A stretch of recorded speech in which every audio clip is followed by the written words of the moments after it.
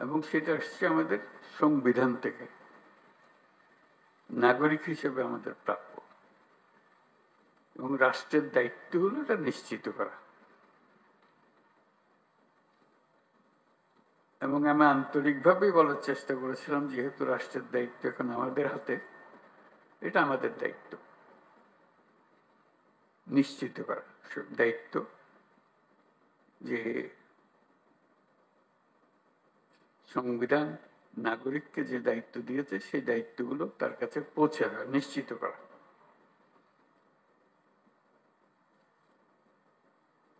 তারপরেও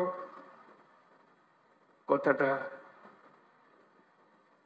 উড়ে গেল না, শুনলাম এখনো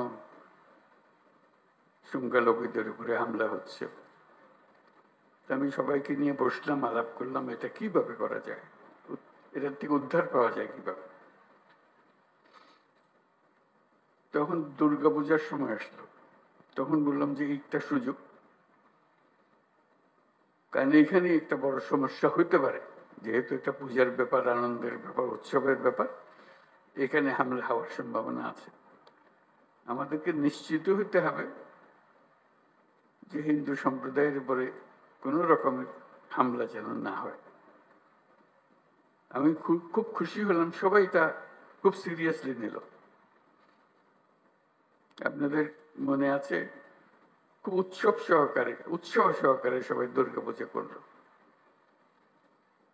কয়েক হাজার পূজা মণ্ডপ ছিল, সবজাতীয় খবর হলো, সুন্দর হয়েছে।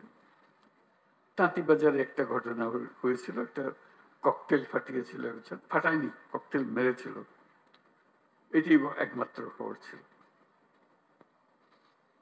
তবু আনন্দিত হয়েছিলাম, নিশ্চিত হয়েছিলাম এই জন্য যে আমরা সবাই একযোগে, এবং সেখানে সবাই যোগদান করেছে। এটা শুধু হিন্দু সম্প্রদায়ের উৎসবের বিষয় ছিল না, এটা পুরা জাতীয় উৎসবে পরিণত হয়েছিল, সবাই উৎসব করেছে।